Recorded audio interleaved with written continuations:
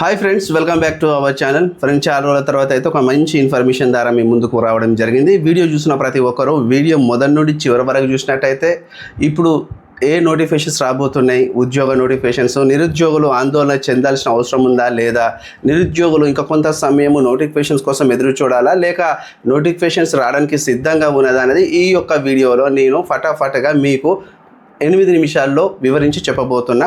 Video మొదటి నుండి చివరి వరకు చూడండి. కొత్త వాళ్ళు ఎవరైనా మన ఛానల్ని విజిట్ చేస్తే ఖచ్చితంగా మీరు సబ్స్క్రైబ్ చేసుకొని చూడండి. ఎంతో వాల్యుబుల్ ఉన్న ఇన్ఫర్మేషన్ మన ఛానల్లో దొరుకుతుంది. మంచి కంటెంట్తో మీ ముందరికి వస్తూ ఉంటాను. ఓకే, మెయిన్గా చూసినట్టయితే తెలంగాణ రాష్ట్రంలో 2024 సంవత్సరంలో టోటల్గా గ్రూప్ 1, గ్రూప్ 2, గ్రూప్ 3కి సంబంధించిన టోటల్ ఎగ్జామ్స్ అయిపోయినాయి. కొన్ని 2024లోనే నియామక పత్రాలు గ్రూప్ 1, గ్రూప్ 2, గ్రూప్ 3 లాంటి వాటికి ఇచ్చినారు. 2025లో వాళ్ళందరికీ ట్రైనింగ్, పోస్టింగ్లు కూడా కంప్లీట్ అయిపోతున్నాయి. సో ఇప్పుడు 2026లోకి వచ్చినాము.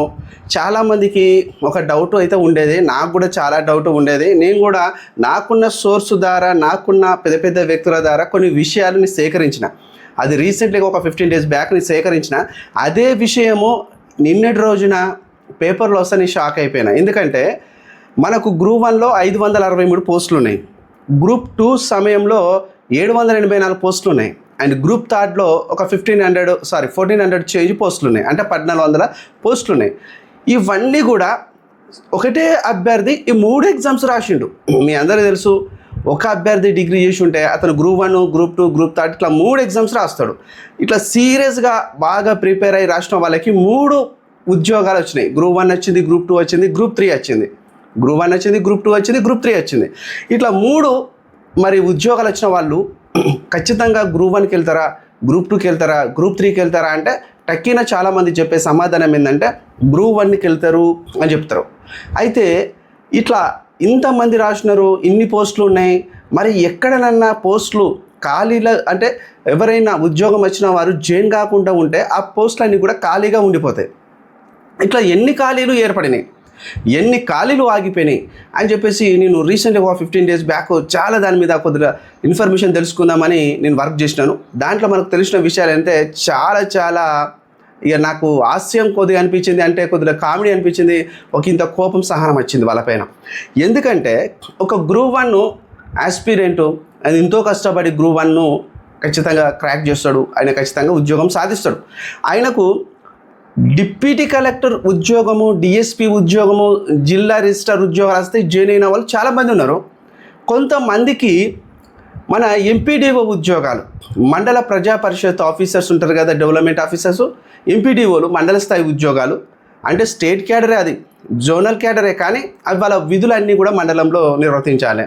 అదే డిఎస్పి అంటే, అదేవిధంగా డిప్యూటీ కలెక్టర్ అంటే జిల్లా స్థాయిలో, జోన్ వాళ్ళు డివిజనల్ స్థాయిలో వాళ్ళు ఉద్యోగాలు నిర్వహించే ఉంటుంది. కానీ ఈ ఎంపీడీఓలు అన్నీ కూడా మండల స్థాయిలోనే నిర్వహిస్తారు.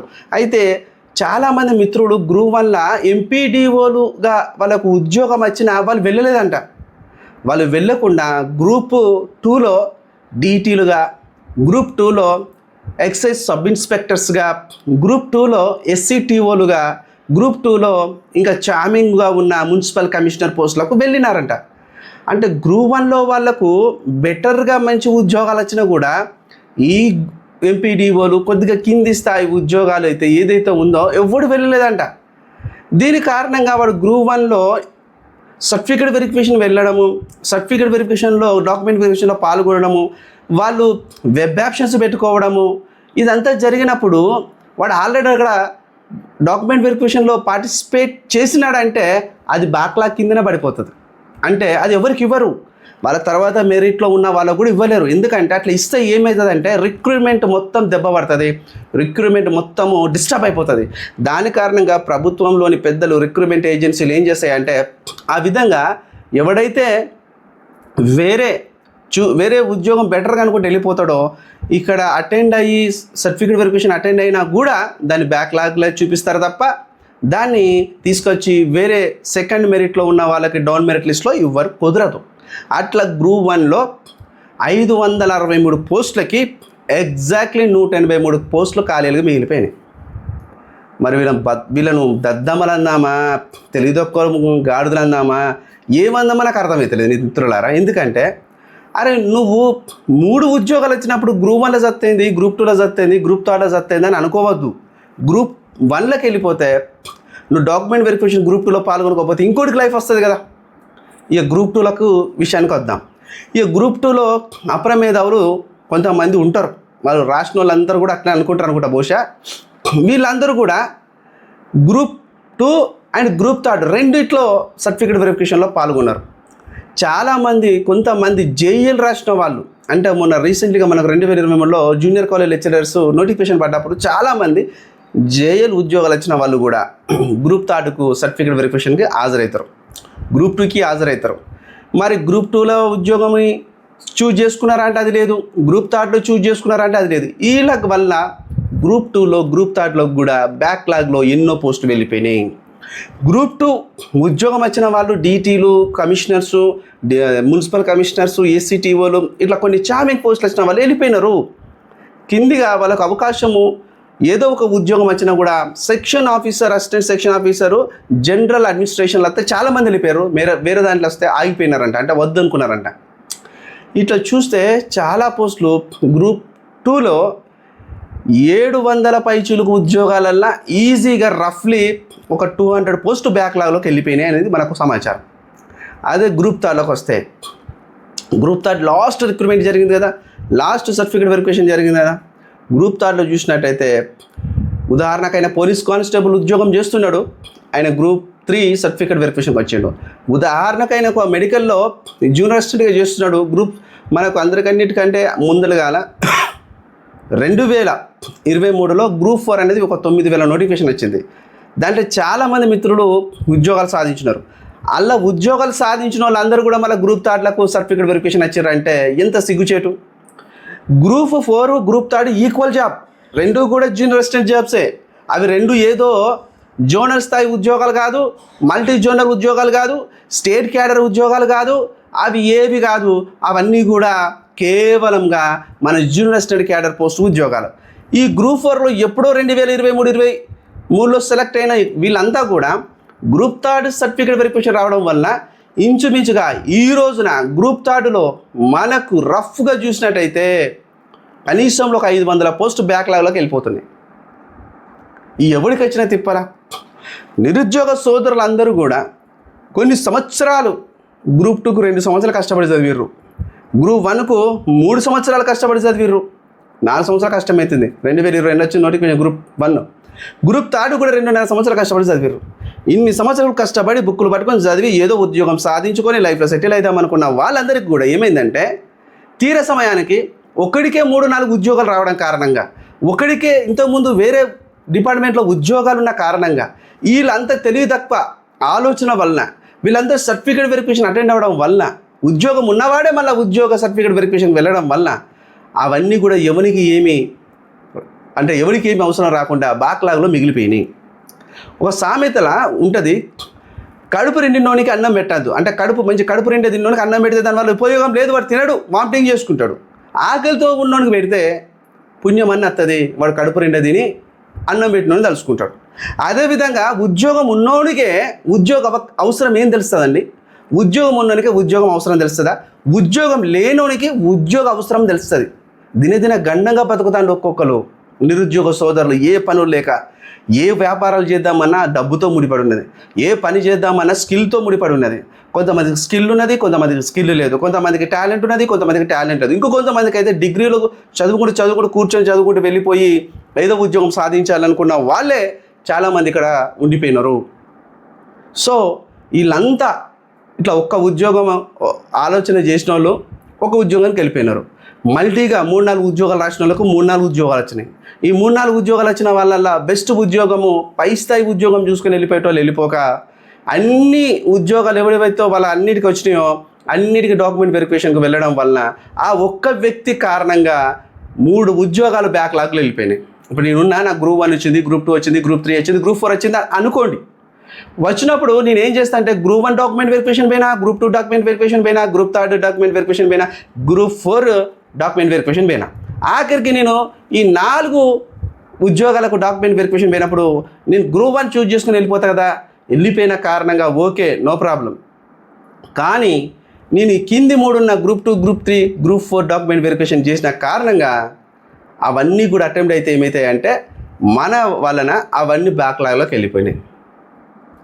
అటెండ్ కావద్దు, గ్రూప్ 3కి అటెండ్ కాకండి, మీకు ఆల్రెడీ ఉద్యోగాలు వచ్చినాయి, మీరు గ్రూప్ 3 సర్టిఫికేట్ వెరిఫికేషన్ అటెండ్ కాకండి అని చాలామంది మిత్రులు క్యాంపెయినింగ్ చేసారు. ఇక్కడ టీజీపీఎస్సీ ఆఫీస్ దగ్గర కూర్చొని ఎవరి మాట వినలే. ఇంకా తోపుగా ఏం మాట్లాడినారటంటే, అవును భయ్ మాకు టాలెంట్ ఉంది, మేము ఎగ్జామ్ రాసినాం, మాకు 3-4 ఉద్యోగాలు వచ్చినాయి, నేను అర్హుణ్ణి, నా హక్కు సర్టిఫికేట్ వెరిఫికేషన్ వెళ్ళడం, నువ్వెవరు నాకు చెప్పడానికి అన్నట్టు తిరుగుగా మాట్లాడారంట. రైటే, మీ హక్కే, మీ టాలెంట్ మీకు ఉంది, మీ జ్ఞానంతో మీ నాలెడ్జ్తో ఉద్యోగాలు సాధించినారు, మేమందరం కూడా మేము అప్రిషియేట్ చేస్తాం. కానీ మీ తెలివి తక్కువ అజ్ఞానం వలన, మీ తెలివి తక్కువ తనం వలన ఈ రోజున ఒక గ్రూప్ 1లోనే 180 నుంచి 150 పోస్టులు బ్యాక్లాగ్లు వెళ్ళిపోతున్నాయి. గ్రూప్ 2లో ఒక 200 పైచిలకు ఉద్యోగాలు బ్యాక్లాగ్లకు వెళ్ళిపోతున్నాయి. అదేవిధంగా గ్రూప్ 3లో కనీసంలో 500 నుంచి 450 ఉద్యోగాలు బ్యాక్లాగ్లు వెళ్ళిపోతున్నాయి. మళ్ళీ వీటన్నిటికీ రీనోటిఫికేషన్ వేయడానికి తెలంగాణ ప్రభుత్వం సమాయత్తం అవుతుంది, లెక్కలు తీస్తుందంట. ఎవరు ఏ శాఖల్లో పనిచేస్తున్నారు, ఎవరు ఏ శాఖల్లో జాయిన్ కాలేదు, ఇంకా ఎక్కడెక్కడ గ్రూప్ 1 ఖాళీలు ఉన్నాయి అంటే మొన్న రిక్రూట్మెంట్లో మెరిట్లో ఉద్యోగాలు సాధించిన వాళ్ళందరూ జాయిన్ అయినారా, లేకపోయి ఉంటే జాయిన్ కాకుండా ఇంకా వాళ్ళు వదిలేసుకున్న ఉద్యోగాలు ఉన్నాయా అని చెప్పి చూస్తున్నారంట. ఇప్పుడు మా మిత్రుడు ఒక అతను చెప్పిండు, అతనికి గ్రూప్ 3 వచ్చింది, వాళ్ళ డిపార్ట్మెంట్ ఇప్పుడు కామర్స్ అండ్ ఇండస్ట్రీస్ డిపార్ట్మెంట్, వాళ్ళ డిపార్ట్మెంట్లో కనీసంలో 15-18 పోస్టులు ఖాళీగా ఉన్నాయంట. అవన్నీ కూడా గ్రూప్ 3లో రిక్రూట్మెంట్లో వీళ్ళు చూపించినారంట. కానీ వాళ్ళ డిపార్ట్మెంట్లో జాయిన్ అయిన వాళ్ళట నా మిత్రుడు చెప్పిండు 5 మంది అన్న అని చెప్పిండు. అంటే మిగతా పోస్టులు ఏమైనాయి, ఎవరు జాయిన్ కాలే, డాక్యుమెంట్ వెరిఫికేషన్ బెయిన్లు, సర్టిఫికేట్ వెరిఫికేషన్ బెయిన్లు, వాళ్ళు పార్టిసిపేట్ చేసారు అందులో, కానీ ఉద్యోగాలలో జాయిన్ కాలే. ఎందుకు జాయిన్ కాలే, వాళ్ళకి ఆల్రెడీ ఇంకా వేరే ఉద్యోగాలు ఉన్నాయి, అందుకని వాళ్ళు ఉద్యోగాలలో జాయిన్ కాలే. దీని కారణంగా ఏమైంది, అక్కడ ఉన్న పోస్టులన్నీ కూడా బ్యాక్లాగ్లోకి వెళ్ళిపోతున్నాయి. మళ్ళీ దానికి సపరేట్ నోటిఫికేషన్ ఇవ్వాలి, మళ్ళీ దానికి సేమ్ మన ప్రాసెస్ సేమ్ సర్టిఫికేట్ నోటిఫికేషన్ ఇవ్వాలి, ఎగ్జామ్ పెట్టాలి, సర్టిఫికేట్ వెరిఫికేషన్ ఉంటుంది, పెద్ద తలకాయ నొప్పి ఇదంతా. అట్లా మీరు అందరూ అట్లా ఉద్యోగాలు ఉన్న వాళ్ళు ఆల్రెడీ మీ ఉన్న ఉద్యోగాలనే సాటిస్ఫాక్షన్ ఉన్నాం రా నాయన, మీ certificate verification certificate verification attend చేయమనుకొని మీరు అనుకుంటే, మీరు పోన్ కారణంగా మీ వెనకాల ఉన్న వాళ్ళకు కూడా అవకాశాలు వచ్చి ఉండే. మీరు పోయి దాన్ని అటెంప్ట్ చేయడం వలన మీకు ఉద్యోగం అనేది అక్కడ మీ అలర్ట్ అయిపోవడం వలన, మీరు జాయిన్ కాకపోవడం వలన అది బ్యాక్లాగ్లోకి వెళ్ళిపోయే అవకాశం ఉన్నది. ఇప్పుడు రిజర్వేషన్ వైజ్గానే మనకు బ్యాక్లాగ్లో ఉండిపోతాయి అవి, కానీ నెక్స్ట్ అదే రిజర్వేషన్ రోస్టర్లు ఉంటాయంటే అదే రిజర్వేషన్ రోస్టర్లో ఉంటాయి, ఆ రిజర్వేషన్ రోస్టర్ మార్చారు, అట్లా మార్చితే కూడా రాజ్యాంగ ఉల్లంఘన అయిపోతుంది. ఇవన్నీ కూడా మిత్రులారా తెలివి తక్కువ అజ్ఞానమైన కథలు. మళ్ళీ చెప్తున్నా మిత్రులారా, ఉద్యోగాలు వచ్చిన వాళ్ళందరూ మీ ఉద్యోగాలలో గమ్మున జాబులు చేసుకోండి, పై స్థాయి ప్రమోషన్లో పై స్థాయికి పోయే ఉద్యోగాలు రాసుకోండి.